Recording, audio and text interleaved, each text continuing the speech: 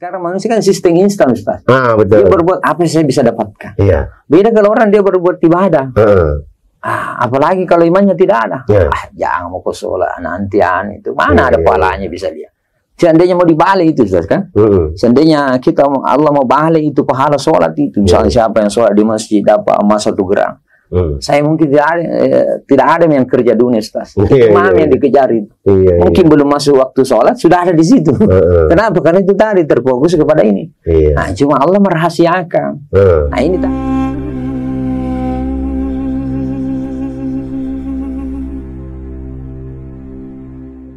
Assalamualaikum warahmatullahi wabarakatuh. Apa kabar pemirsa? Berjumpa kembali di channel YouTube Berita Kota Makassar. Satu informasi 4 media, bisa dibaca, bisa dengar, dan yang pasti bisa dinonton. Kembali bersama saya Muhammad Irwan Lupus. Kali ini kita berada pada obrolan Ramadan. Ya, Ramadan kali ini tepatnya 1446 Hijriah, 2025 Masehi. Kami channel YouTube Berita Kota Makassar menghadirkan satu obrolan dengan bekerja sama pimpinan Pusat Ikatan Dai Muda Indonesia. Nah, para dai nanti akan mengulas banyak hal terkait dengan Ramadan. Makanya akan beri nama obrolan Ramadan.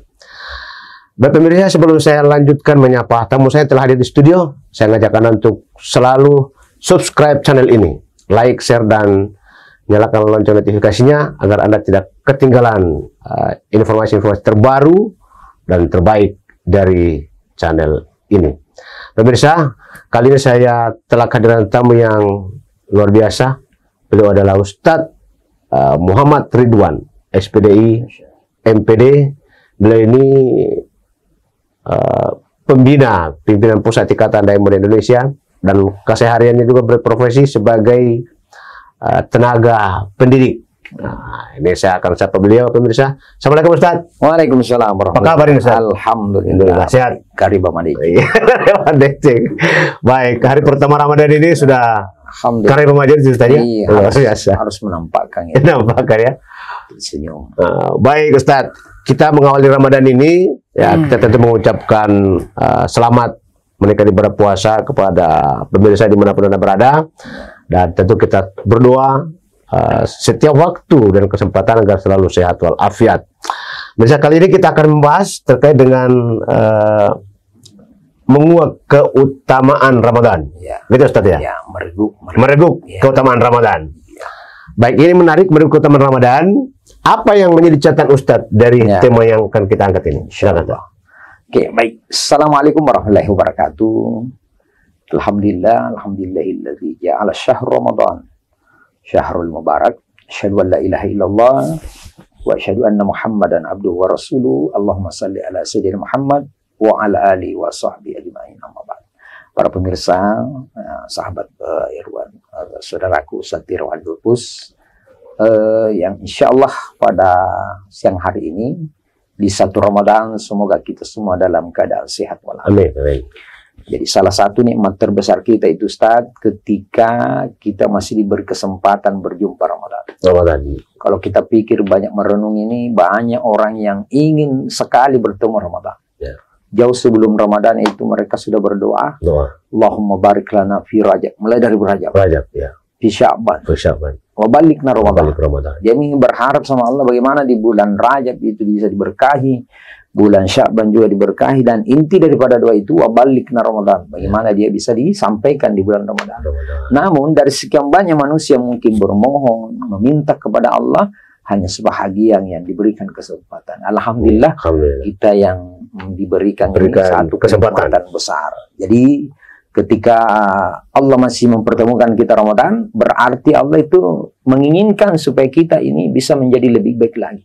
Ya mungkin Ramadan tahun lalu itu begitu banyak kekurangan, dan alhamdulillah tahun ini Allah masih beri kita kesempatan.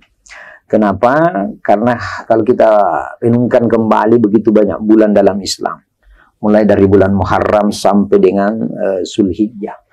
Dari sekian banyak bulan itu, ternyata bulan Ramadan yang dipilih sebagai Sayyidus Syuhur. Itu artinya kalau bahasa sekarang penghulunya bulan. Bapaknya bulan.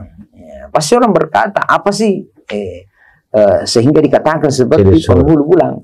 Ternyata ada keistimewaannya. Nah, salah satu yang pertama adalah bulan Ramadan itu Al-Quran diturunkan, Ustaz. Sebagai petunjuk pedoman manusia. Mau kemana kita, semua dijelaskan dalam Al-Quran. Makanya yang disunnahkan di bulan Ramadan itu memperbanyak amal ibadah, termasuk membaca Al-Quran.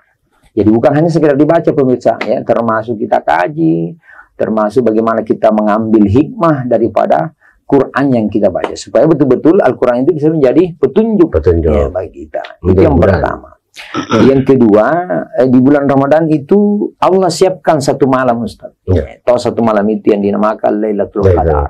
Ini Lailatul Qadar itu kalau dilihat di dalam Quran itu 1000 bulan. Ya, 1000 bulan. Nah, kalau 1000 bulan mau ditahunkan itu kurang lebih 83 tahun. Nah, ini 83 tahun lebih baik. Ya.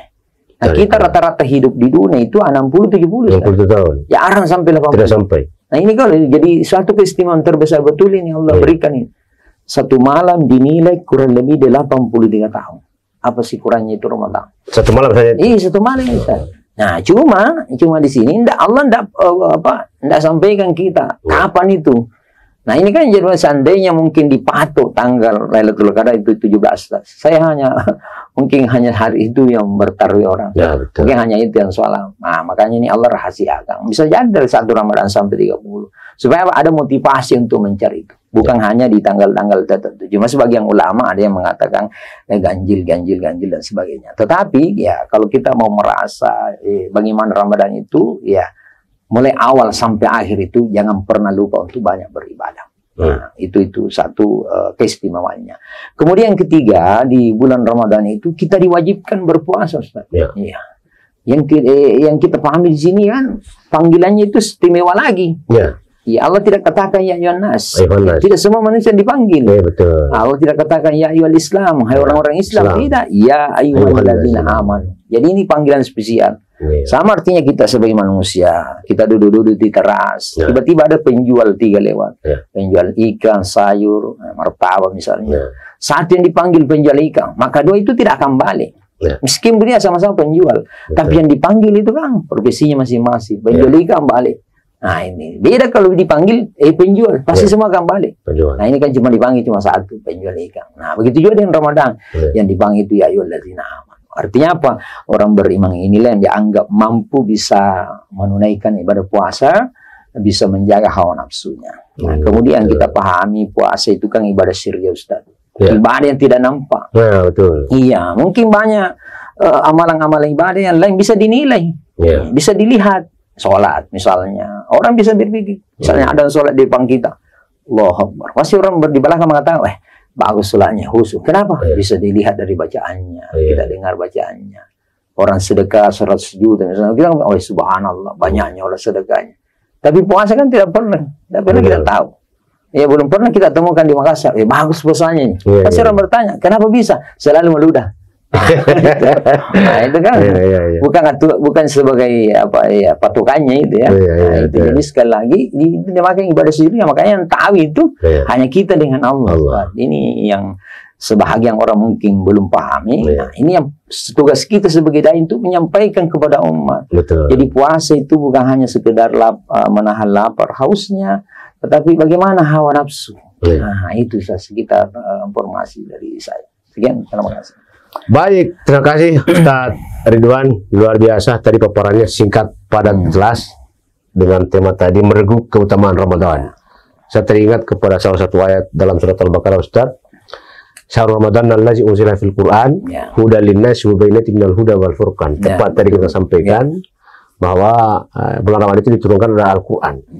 Ini bagaimana kita bisa mengajak pemirsa ini? Setidaknya bisa mengajak pemirsa bagaimana menjadikan Al-Quran itu sebagai petunjuk dalam kehidupan nyata. Jadi ini kan Allah sudah jelaskan, manusia itu kan diciptakan untuk beribadah. Nah, bagaimana ketika manusia sudah berada di dunia, Allah tidak mau membuat dia tersesat. Maka Allah turunkan itu Al-Quran sebagai petunjuk. Mau kemana kita itu kan sudah jelas dalam Al-Quran. Ini jalannya masuk surga, ini jalannya masuk neraka. Allah beri kita akal supaya bisa berpikir. Nah, itu bagaimana ininya. Jadi itu intinya Allah kan terserah kalian. Saya sudah berikan semuanya, tinggal kalian bagaimana berpikir. Ya, tapi namanya manusia itu kan kadang-kadang ya mungkin karena faktor dunia sehingga lupa itu tadi. Nah, beda ketika kita betul-betul jadikan Al-Quran itu sebagai petunjuk, bukan hanya sekedar dibaca. Nah, dibaca, tapi bagaimana kita pahami artinya. Ustadz, saya kan ini harus kita belajar tadi. Tidak, sekarang kan banyak metode-metode yang bisa kita dapatkan. Mulai bisa medsos misalnya, apa dan sebagainya. Bagaimana kita mengkaji. Tapi ya jelas itu harus punya guru lah, punya ulama yang bisa menjadi representasi, pembimbing lah begitu ya. Iya, jangan sampai kita ini menafsirkan salah-salah sendiri. Ini yang jadi masalah nanti. Tanya siapa gurunya, Google. Siapa ini? Beda kalau kita ulama ini. Minimal ada semacam pegangan kita supaya betul-betul dalam berdakwah itu jelas. Jadi ini menarik juga Ustadz, yang terkadang ini kan masuk surga ini kan biayanya murah ini. Nah, biayanya murah, serba gratis kan? Ngaji gratis, sholat gratis, baca Quran gratis. Tapi kalau masuk neraka mahal, Ustaz. Nah, itu. Masuk diskotik bayar, mabuk bayar, berzina bayar, selingkuh bayar. Tapi orang lebih suka yang mahal-mahal daripada yang murah, Ustaz. Gimana itu? Karena ini kan mereka, ini kan manusia butuhnya kenikmatan. Dia sekarang manusia kan sistem instan, Ustaz. Betul. Dia berbuat apa saya bisa dapatkan. Iya. Beda kalau orang dia berbuat ibadah. Apalagi kalau imannya tidak ada. Jangan mau ke sholat, nantian itu. Mana ada pahalanya bisa dia. Seandainya mau dibalik itu, Ustaz, kan? Seandainya Allah mau balik itu pahala sholat itu. Misalnya siapa yang sholat di masjid dapat emas 1 gram. Saya mungkin tidak ada yang kerja dunia, Ustaz. Imam yang dikejar itu. Mungkin belum masuk waktu sholat sudah ada di situ. Kenapa? Karena itu tadi terfokus kepada ini. Nah, cuma Allah merahasiakan. Nah, ini tadi kalau bukan karena iman, saya yakin dan percaya sulit untuk mendapatkan itu. Nah, tapi berbeda tadi ketika dunia. Ketika dia berbau pasti ada apa timbal balik yang saya dapatkan itu. Makanya ada orang tadi mau rela keluarkan uangnya karena dia bisa dinikmati langsung. Betul. Nah, ini perbedaannya. Kalau kita yang mau beribadah itu tadi mungkin hari ini belum Allah kasih, tapi kata Allah, saya lebih tahu daripada kamu. Bisa jadi saya kasih di dunia secara langsung, tapi bisa jadi ada akhirat. Nah, ini yang kurang dipahami sebagian orang. Baik, ini menarik sekali ini, semakin lama semakin menarik. Tadi kan sudah linas petunjuknya. Wabainati penjelasannya. Dijelaskan. Sudah pembeda juga, Ustaz. Betul. Dibedakan. Minal huda wal furqan. Nah, itu dia. Tinggal kita sebenarnya manusia ini. Bagaimana meningkatkan kualitas untuk belajar. Ikra, baca terus, Ustaz ya. Bukan lihat-lihat. Baik. Nah, ini luar biasa pemirsa ini. Mudah-mudahan ini bincang-bincang saya kali ini dengan Ustadz Ridwan yang menguak keutamaan Ramadan. Ini bisa menjadi manfaat buat kita semua dan pemirsa dimanapun Anda berada. Yang pasti adalah teruslah kita belajar, jadikan Al-Quran sebagai petunjuk, sebagai pedoman, kemudian juga sebagai penjelasan dari tadi yang dipedomani oleh Al-Quran dan juga menjadi pembeda bagi yang baik dan yang buruk bagi setiap kita. Nah, oleh karena itu puasa Ramadan ini tidak hanya sekedar kita nahan lapar dan minum, tapi juga bisa menjadikan kita sebagai manusia yang paripurna dalam melakukan ibadah, dan yang paling penting adalah bisa kita mendapatkan berkah dan rahmat dari Allah Subhanahu wa Ta'ala. Terima kasih Ustaz Ridwan telah hadir. Kepada pemirsa dimanapun Anda berada, kembali lagi saya ingatkan untuk subscribe channel ini, like, share, dan nyalakan lonceng notifikasinya agar bisa mendapat terbaik informasi terbaru dari kami.